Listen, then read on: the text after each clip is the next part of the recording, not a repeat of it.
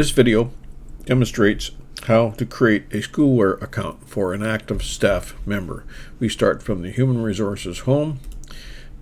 Clicking the staff button brings up the active staff list.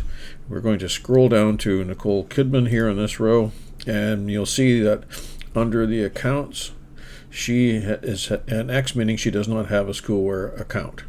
So we will then click on the HR button, take us to her staff file, which at this stage is a little limited because we have not entered any of the information.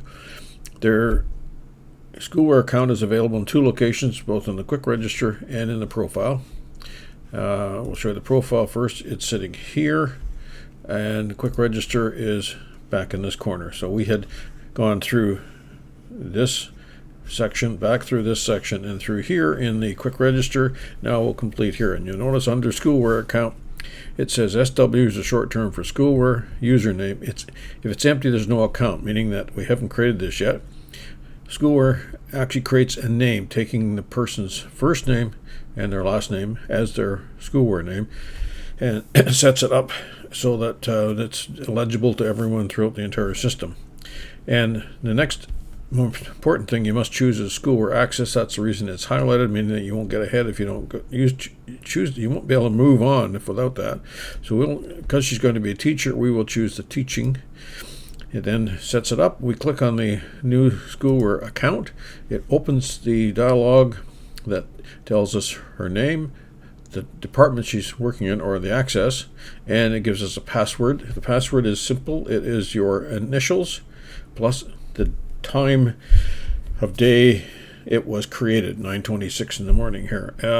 If someone has a standard password they like to put in here, that's not a problem. You can just erase it and type. I'll just type on a very simple one, and then we've left it so you type it so you see it. Otherwise, if you typed ADSF and told them ASDF, there'd be some confusion. So once you have set that, it creates your account and gives you notifications account opening the teacher Schoolware account screen. It then creates this email that's sending it to the personal email and the school email. Assuming that at this point in time they both could be the same, that's fine. And it gives you the details such as their username and their password, and that way I won't send this because it won't go, since that's not a real email address. I'll just close that up. And then it asks you if you want to stay on the account or go to the HR screen. I think at this point in time we'll just go back to the HR screen and close it up. Okay, so it takes us back to the HR screen, to the profile.